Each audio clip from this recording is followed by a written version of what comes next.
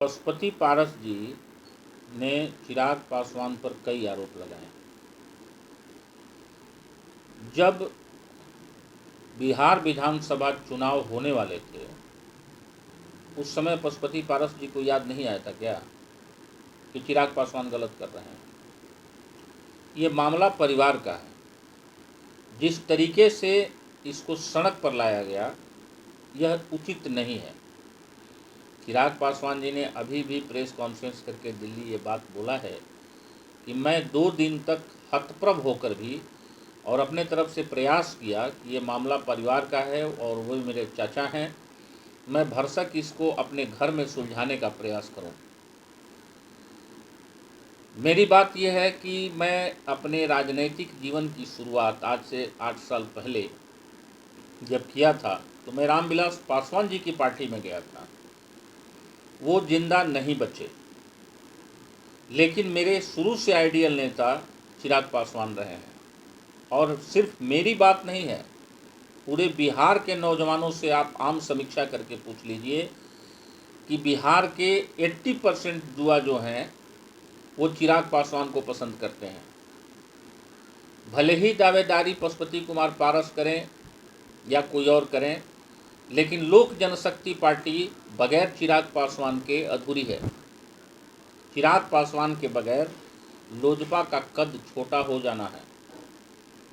कुछ ऐसी पार्टियां हैं बिहार में जिनके आंखों की किरकिरी बने हुए हैं चिराग पासवान, और मैक्सिमम लोग बिहार के ये जानते हैं कि ये कैसा प्रतिशोध निकाला जा रहा है। और जो लोग चिराग पासवान का विरोध कर रहे हैं वे दलित विरोधी हैं, क्योंकि रामविलास पासवान साहब को दूसरा अंबेडकर माना जाता था। ये बात पशुपति कुमार पारस जी ने भी कल कहा है।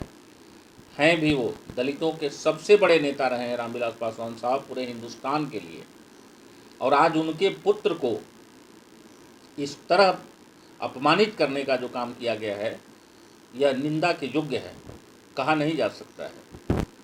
रामविलास पासवान साहब ने अपने भाइयों को अपने पुत्र से नीचे कभी नहीं समझा था। मैंने भी देखा है कई क्षणों में।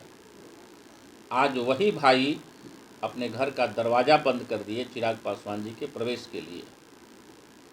लेकिन ऊपर वाला सब कुछ देख रहा है, न्याय तो होना है।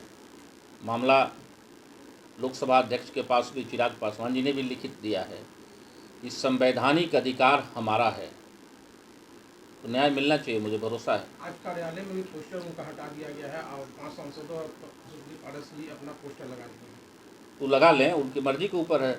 वो और किसी का चाहे तो लगा लें, ये तो अपनी बात है उनकी।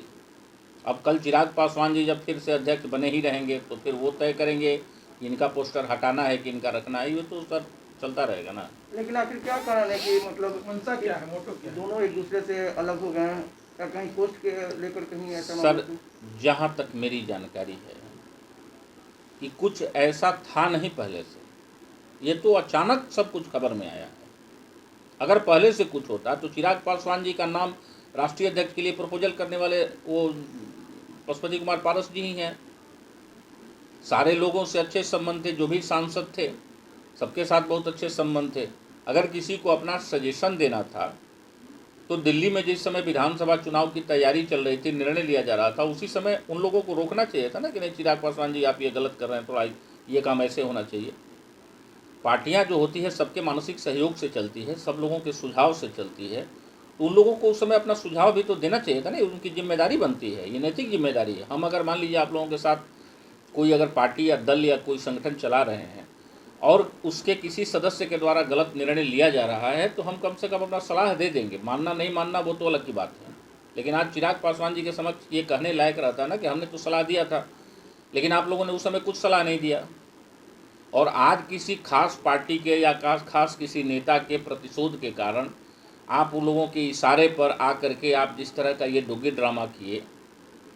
लोक जनशक्ति पार्टी कार्यकर्ता से चलती है ना, किसी नेता से नहीं चलती है, किसी सांसद और विधायक के बदौलत नहीं चल रही है। आप पार्टी छोड़कर जा सकते हैं कहीं, आप आपस में अलग दल बना के अलग गुट बनाकर बाहर निकल सकते हैं, लेकिन लोक जनशक्ति पार्टी अपने कार्यकर्ताओं के बदौलत चलती है। और वो कार्यकर्ता रामविलास पासवान जी के साथ समर्पित हैं और वो लोक जनशक्ति पार्टी के साथ रहेंगे। लेकिन 90%, वो दावा कर रहे हैं ना 99%, 90% लोगों की राय, पार्टी वर्कर हों या बिहार के नौजवान हों, सबकी राय है कि चिराग पासवान जी ही लोजपा के आला कमान बने रहें। नहीं सर